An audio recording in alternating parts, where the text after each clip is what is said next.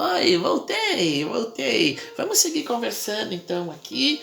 Olha só, já foi 15 minutos dessa mensagem, agora cortei e volto mais uns 15 minutos. Eu vou falar, vamos estar assim, meus amigos, o Evangelista Pirulito vai estar...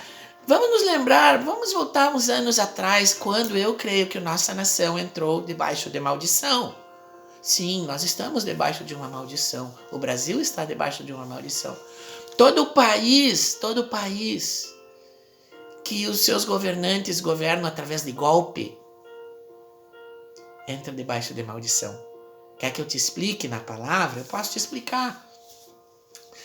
O primeiro reino onde houve uma tentativa de golpe foi no céu. Um anjo chamado Lúcifer, um querubim ungido, um mensageiro de Deus.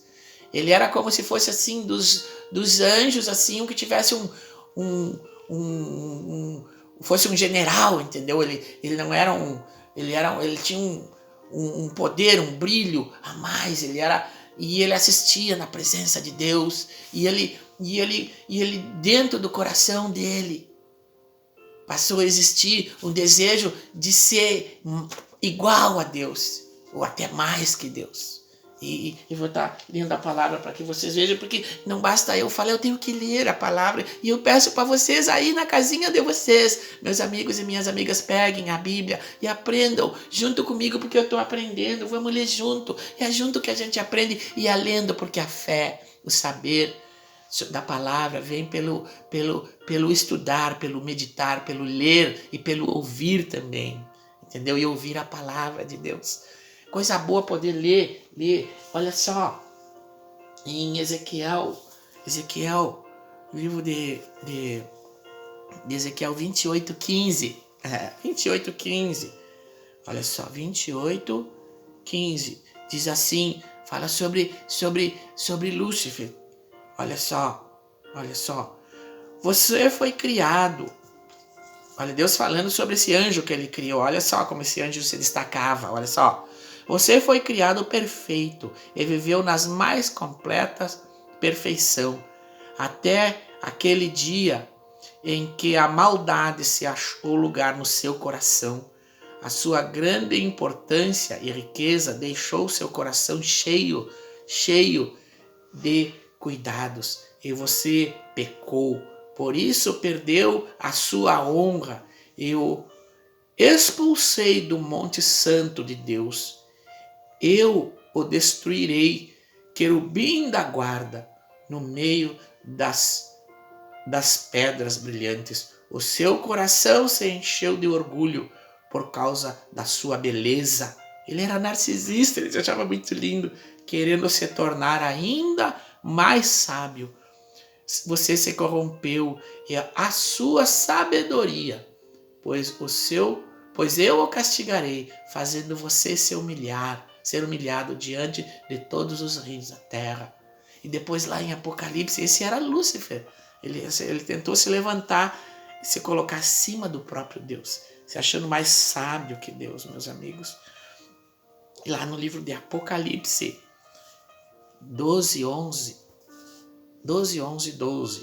diz assim, meus amigos, olha só, meus amigos, vamos ler. Olha só, houve uma guerra no céu. O livro de Apocalipse fala assim: eles o derrotaram pelo sangue do Cordeiro e pelo testemunho deles, pois não amaram a sua própria vida, nem diante da própria morte.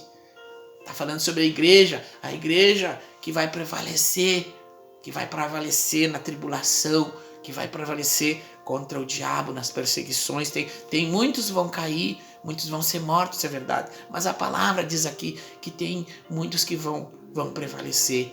Diz assim: depois ouvi uma forte voz que bradava pelo céu: por fim aconteceu a salvação, o poder e o reino do nosso Deus e a autoridade do seu Cristo finalmente se manifestaram aqui, porque o acusador dos nossos irmãos foi lançado fora, aquele que os acusa dia e noite diante do nosso Deus. Eles o derrotaram pelo sangue do Cordeiro e pelo testemunho deles, pois não amaram suas vidas nem diante da própria morte. Portanto, alegrem-se nos céus, vocês cidadãos do céu. Deus está dizendo que nós somos cidadãos do céu. Nós somos cidadãos do céu.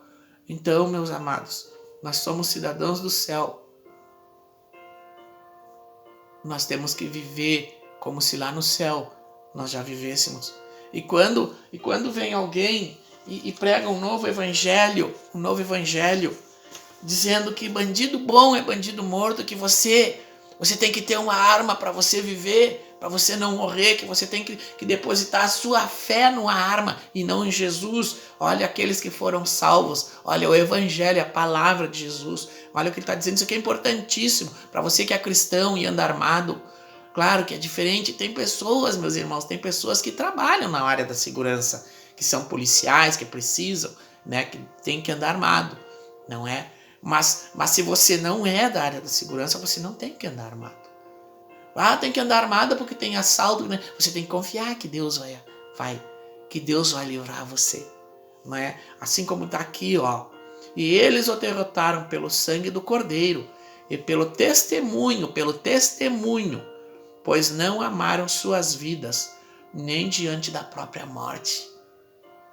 Você tem que crer que Jesus vai te livrar. Você tem que crer mais em Jesus, meu amado. Você tem que crer mais em Jesus que nisso. Meus amados, está sendo pregado, meus amados, um novo evangelho de cima dos tronos.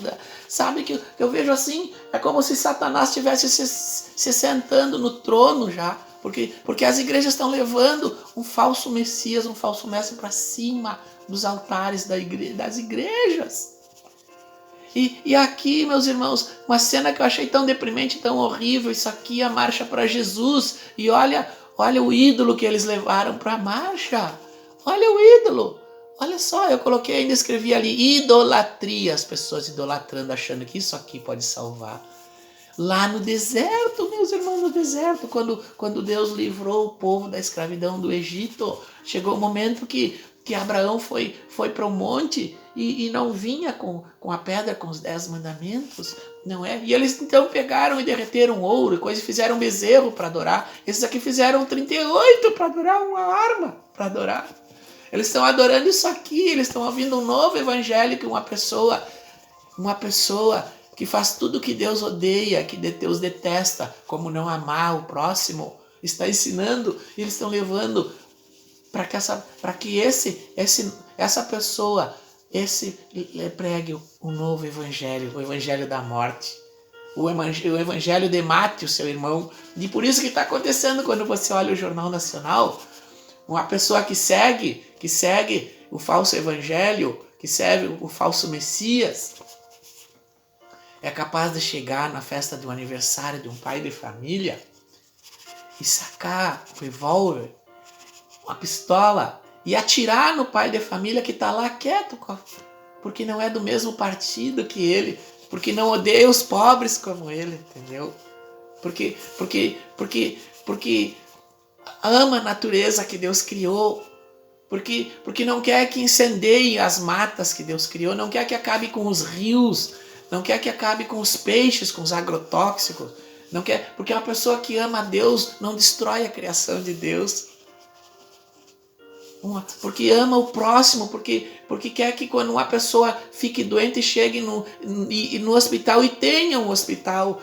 E além de ter as paredes do hospital, uma construção linda, moderna, capaz de atender, tenha profissionais, médicos, enfermeiros, capazes de atender, que tenha quartos em condições de receber, que as pessoas que trabalham lá tenham um bom salário, para sustentar também, que as profissões sejam valorizadas, não só os amigos deles, entendeu? Depois eu vou estar falando sobre isso.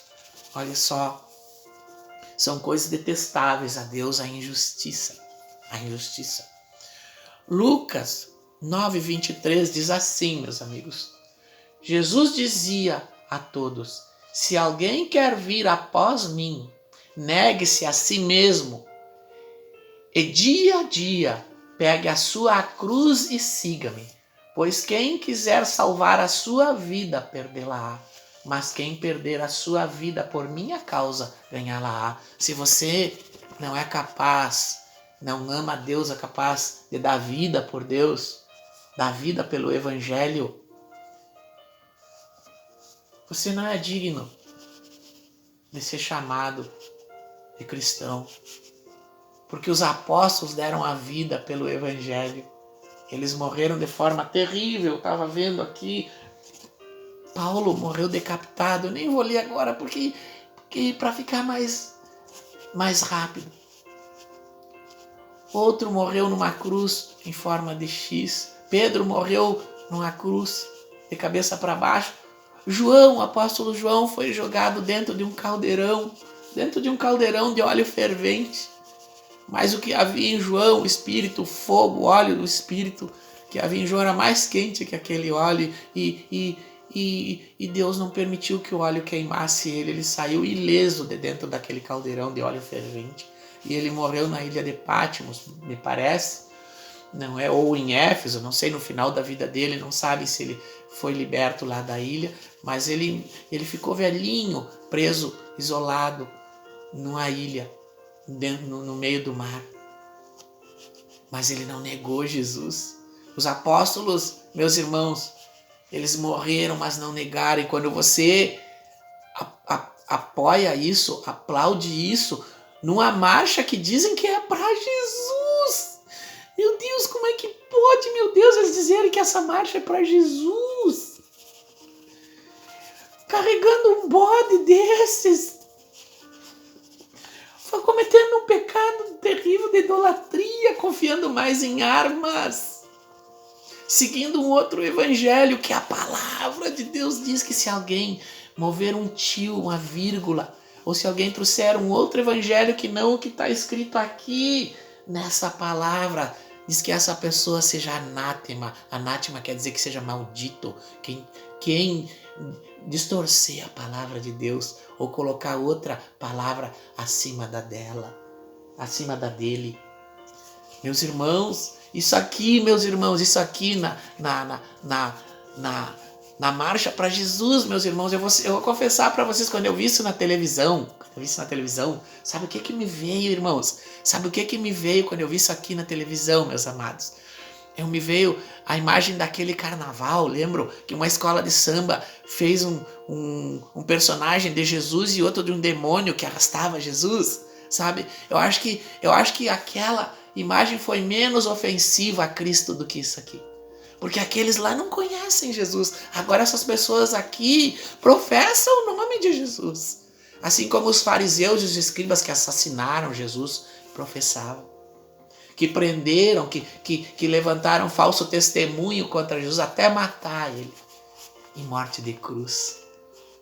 Sabe? Aquelas pessoas que fizeram aquilo lá na avenida, na escola de samba, não conhecem, estão perdidos, estão nas trevas, e a nossa obrigação como cristãos é orar por eles para que eles se convertam.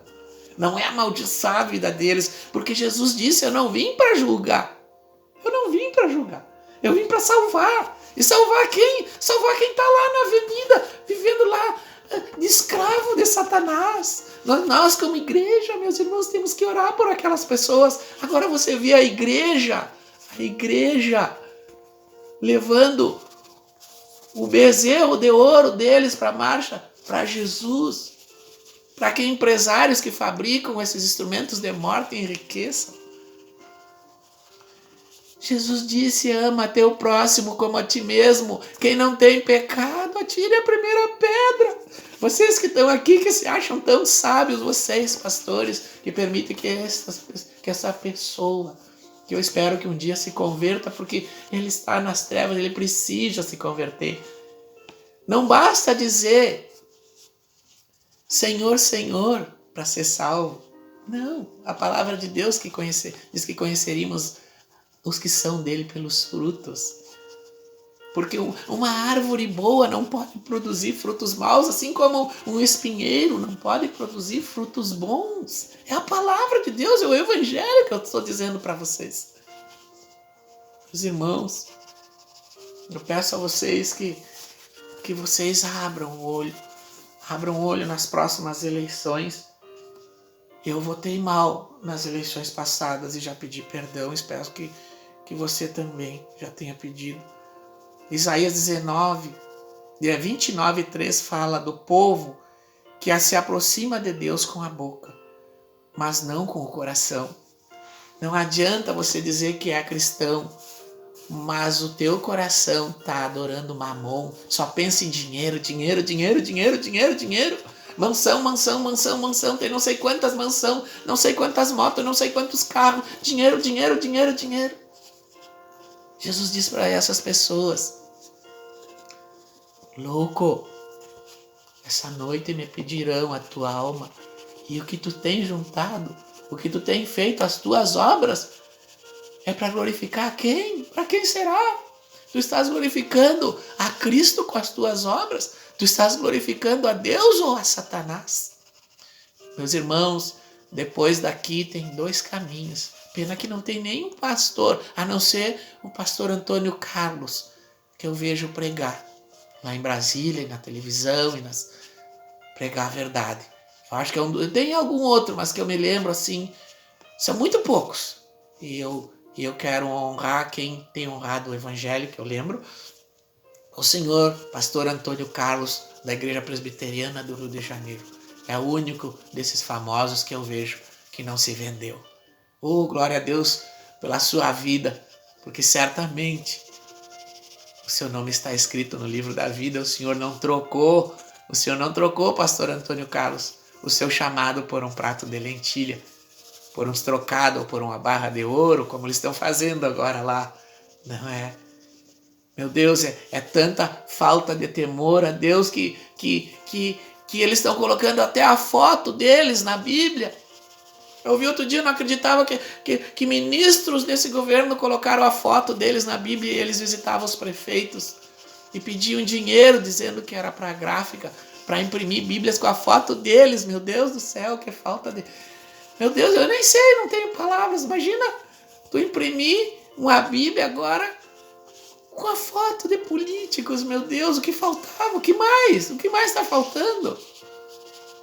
Eu confesso a vocês que eu fiquei apavorado com isso aqui e que os cristãos que aceitam isso aqui não podem de maneira alguma criticar aqueles da escola de samba que carregaram aquela imagem de Jesus com o diabo puxando eles, porque vocês que professam ser de Jesus estão apoiando o instrumento de morte. Vocês não querem dar vida pelo evangelho, não, vocês querem vida boa. As pessoas que fazem isso aqui estão procurando não os Deus, estão procurando a bênção de Deus, não o Deus da bênção, entendeu?